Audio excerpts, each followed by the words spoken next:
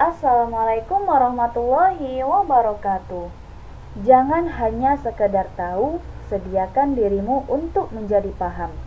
Jangan hanya sekedar bisa, sediakan dirimu untuk menjadi mahir. Selamat pagi dan salam sukses untuk kita semua. Bella Ananda, kita akan melanjutkan pembelajaran tema 4F, subtema 1, aku dan cita-citaku. Sebelumnya kita berdoa terlebih dahulu yuk. A'udzubillahi minasyaitonirrajim. Bismillahirrahmanirrahim. Rabbi zidni ilma warzuqni fahma. Ya Allah, please increase my knowledge and please broaden my intelligence. Ananda sekalian, tahukah bahwa Indonesia itu merupakan negara yang memiliki kekayaan sumber daya alam yang sangat melimpah?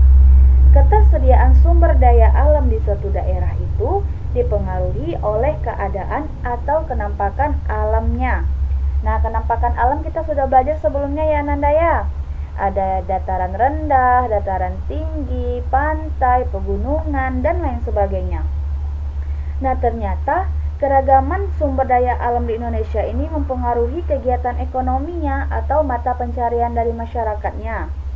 Nah, masyarakat daerah pantai misalnya, biasanya dia berprofesi sebagai nelayan.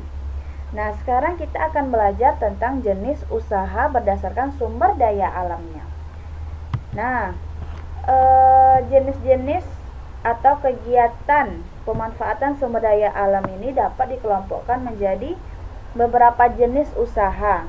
Nah, yang pertama yaitu usaha agraris.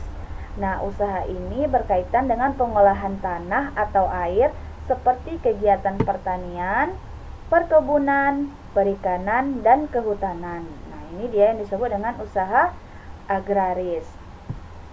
Kemudian yang kedua adalah usaha ekstraktif.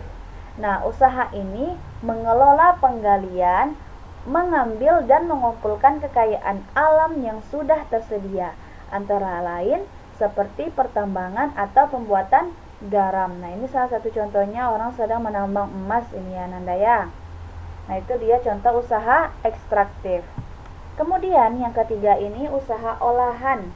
Nah, usaha industri ini mengelola bahan mentah menjadi barang siap dikonsumsi atau dipakai ya. Nah, bahan mentah ini berasal dari bahan-bahan alam.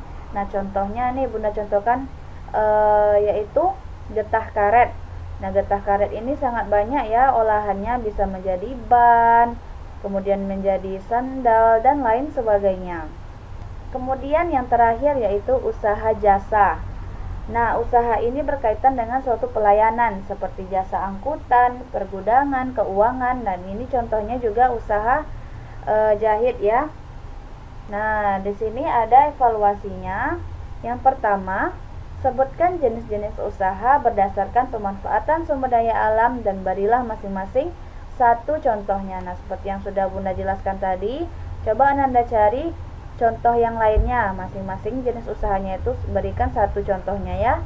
Kemudian yang kedua, lakukan suatu pengamatan di daerah sekitar tempat tinggalmu dengan mencari informasi di bawah ini. Nah, yang pertama, nama daerah. Nah, di mana daerah Ananda tinggal.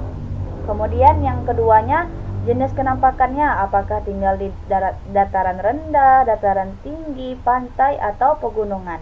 Kemudian yang terakhir, jenis-jenis mata pencarian terkait pemanfaatan sumber daya alam yang ada. Nah, misalnya Ananda tinggalnya di daerah Teluk Kuantan. Nah, jenis kenampakannya apa?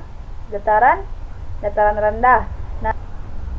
Nah, apa biasanya mata pencarian yang ada di tempat tinggal kita? Nah, coba Ananda cari tahu ya.